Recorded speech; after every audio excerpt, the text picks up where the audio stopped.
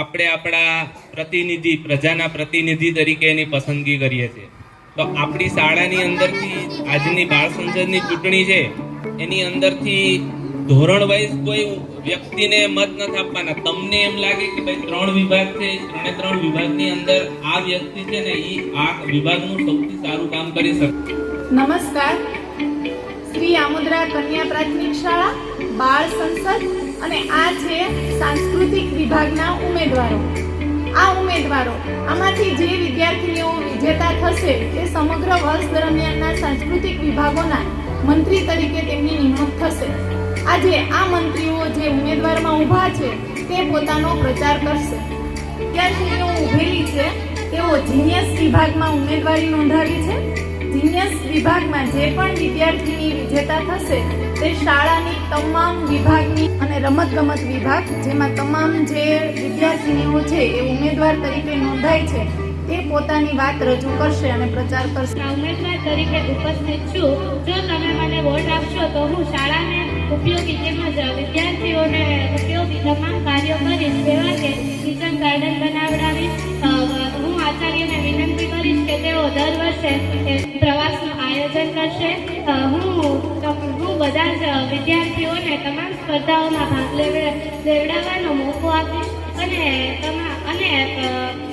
તમામ વિદ્યાર્થીઓને મંત્રી બનાવવાનો પણ હક આપીશ. તેથી જ હું આશા રાખું છું કે તમે બધા જ મને ચોક્કસ વોટ આપશો. આજે ઉમેદવાર તરીકે ઉપસ્થિત છું. જો તમે મને વોટ આપશો તો હું આપણી શાળામાં વૃક્ષારોપણ કરાવીશ, પાણીનો બગાડ થતો અટકાવીશ અને જે વર્ગનો રમતગમતમાં વારો હશે તેને મૂવી જોડાવીશ અને તે લોકોને કોમ્પ્યુટર ચલાવવાનો મોકો આપીશ.